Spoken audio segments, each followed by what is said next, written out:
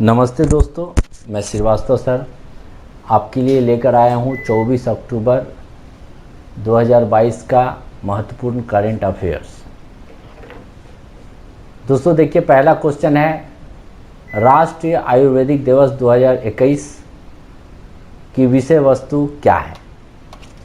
तो सबसे पहले यहाँ देखिए नेशनल आयुर्वेदिक डे के ऊपर कि 23 अक्टूबर 2022 को पूरा भारत ने 7वां आयुर्वेदिक दिवस मनाया जा रहा है। आयुर्वेदिक दिवस जो है धन्वंतरी जयंती पर मनाया जाता है। पहला आयुर्वेदिक दिवस 2016 में मनाया गया था। आयुर्वेदिक की मूल अवधारणा मूल रूप से धन्वंतरी से जुड़ी हुई है और ये धन्वंतरी जी कौन है? हिंदू चिकित्सा का देवता माना जाता है धन्वंतरी जी को। धन्वंतरी को एक पौराणिक देवता माना जाता है जो एक हाथ में अमृत और दूसरी ओर आयुर्वेद के साथ दूध सागर के मंथन के अंत में पैदा हुए थे। उन्होंने बाद में चंद्रवंश में पुनर्जन्म लिया। उनका जन्म राजा धनवा के घर हुआ और उन्होंने भारद्वाज से आयुर्वेद सीखा। उनके परपोते दिवोदास को भी धन्वंतरी के नाम से ही जाना जाता है, लेकिन वे केवल आयुर्वेद की शल्क शाखा में ही विशिष्ट थे। कहा जाता है कि सुश्रुत ने शल्य चिकित्सा की कला दिवोदास धन्वंतरी से सीखा था। तो जो पहला क्वेश्चन है उसका सही जवाब होगा हर दिन हर घर Ayurveda, every day every home Ayurveda. ये लिंक जी के काफ़ी महत्वपूर्ण है और इंटरेस्टिंग भी, पढ़ लीजिएगा। इसरो का सबसे भारी रॉकेट LBM-3M2 कहाँ से प्रक्षेपित किया गया? ये जो प्रक्षेपित किया गया श्रीहरिकोटा से।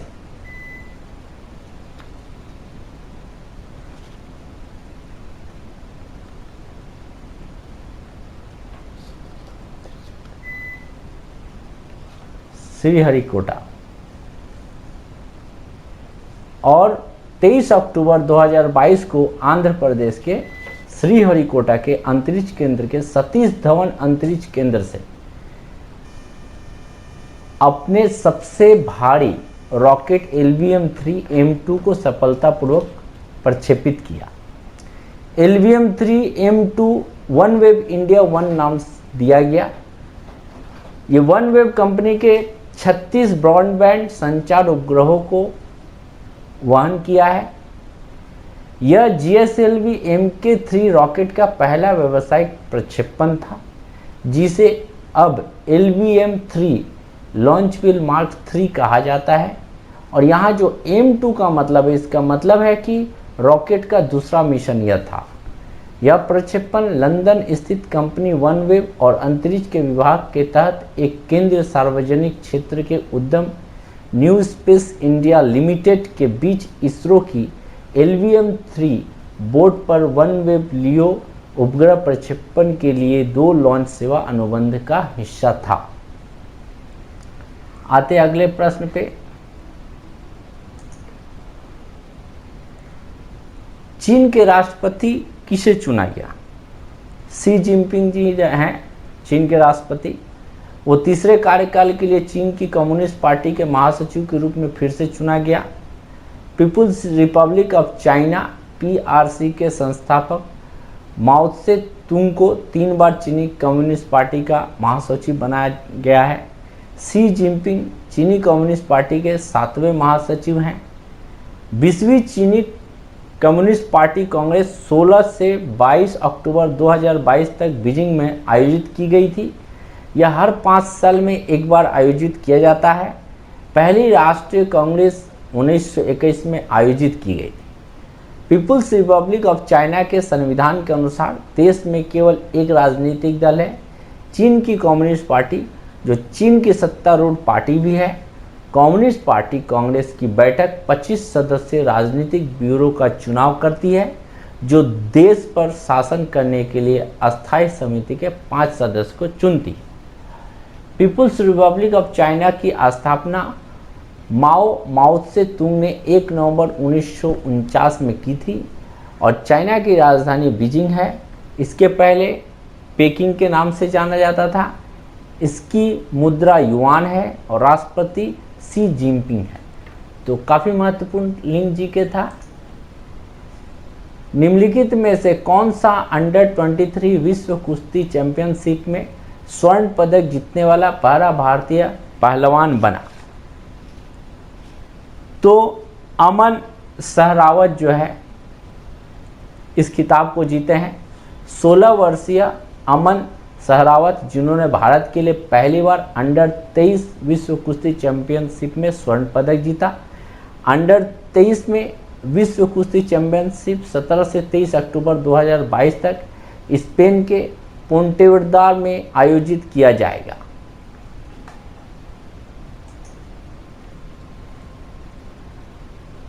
वन्यजीव बोर्ड ने किस राज्य में एक बाघ अभ्यारण्य टाइगर रिजर्व को मंजूरी दी है? तो इसकी मंजूरी मध्य प्रदेश सरकार ने दी है। इसकी राजधानी भोपाल में है। इसकी स्थापना 1 नवंबर 1956 में हुई। लोकसभा में 29 सीट, राज्यसभा में 11, विधानसभा में 231। इसका उच्च न्यायालय मध्य प्रदेश न्यायालय जो जबलपुर, ग्वालियर, इंदौर खंडपीठ में है। राष्ट्रीय उद्यान वन जीवन अभ्यारण्य मध्य प्रदेश में है। कान्हा राष्ट्रीय उद्यान टाइगर रिजर्व, पेंच राष्ट्रीय उद्यान टाइगर रिजर्व, बांधवगढ़ राष्ट्रीय उद्यान टाइगर रिजर्व, पन्ना राष्ट्रीय उद्यान टाइगर रिजर्व, सतपुरा राष्ट्रीय उद्यान टाइगर रिजर्व, संजय डुबरी राष्ट्रीय उद्यान टाइगर रिजर्व, पंचमढ़ी वन्य जीवन अभ्यारण्य, पालपुर कानो राष्ट्रीय उद्यान। ये सब कुछ महत्वपूर्ण उद्यान है जो मध्य प्रदेश में है।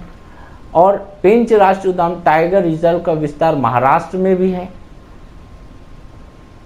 और यहाँ पर कड़कनाथ मुर्गा मध्य प्रदेश से ही जुड़ा हुआ है। मध्य प्रदेश टाइगर स्टेट के नाम से भी प्रसिद्ध है।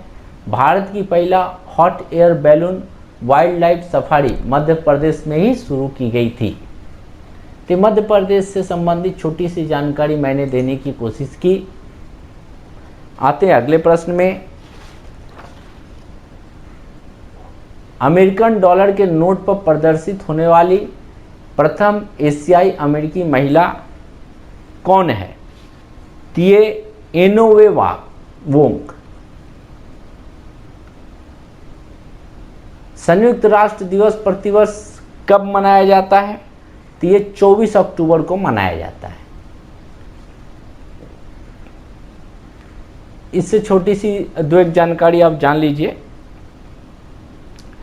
यह दिवस सबसे पहले जो है 1948 में मनाया गया था और यह दिन 1945 में लागू हुए संयुक्त राष्ट्र चार्टर की वर्षगांठ के उपलक्ष्य में मनाया जाता है।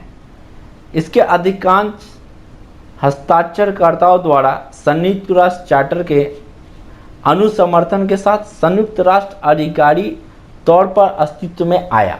ये इसका महत्वपूर्ण बात था। नागरिक उड्डयन महानिदेशालय ने जयपुर हवाई अड्डे को एयरड्रम लाइसेंस प्रदान किया। जयपुर हवाई अड्डा कहाँ पर स्थित है? ये जो है उड़ीसा में स्थित है। UNHRC द्वारा जातिवाद पर स्वतंत्र विशेषज्ञ नियुक्ति होने वाली पहले भारतीय कौन है? तो अश्विनी केपी जो है पहले भारतीय हैं। हाल ही में कहाँ पर तीसरा विश्व कुचिपुड़ी नाट्योत्सव शुरू किया गया? यह विजयवाड़ा आंध्र प्रदेश में चालू किया गया। यह तीसरा विश्व कुचिपुड़ी नाट्योत्सव है और कुचिपुड़ी नृत्य महोत्सव विश्व प्रसिद्ध कुचिपुड़ी नृत्य कलाकार वेम्पति चिन्न सत्यम को 93वीं जयंती के उपलक्ष्य में आयोजित किया गया है।